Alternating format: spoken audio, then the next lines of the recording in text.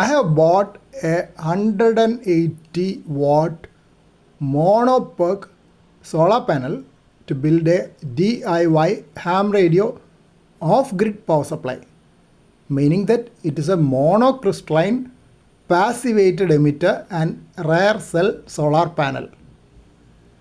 Along with it, I have bought a charge controller and a 12 volt 65Ah sealed lead acid battery. Though TOPCon solar panels have a more advanced technology, I have not gone for that for two reasons. One, it is costlier.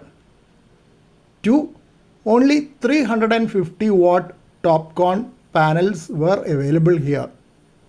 So much power is not needed for my ham radio setup, and it is not needed to charge a 65Ah SMF battery. This is the rear side of the solar panel with connectors and short length of cables. Most of my ham friends have reported heavy noise in HF radios when solar panels are working.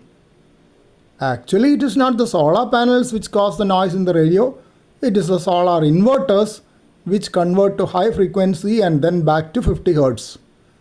The noise level in my radio is already quite high. Hence, what I plan is to use this solely as a standby power supply. That means I will keep the battery charged with solar panel and use it only when needed.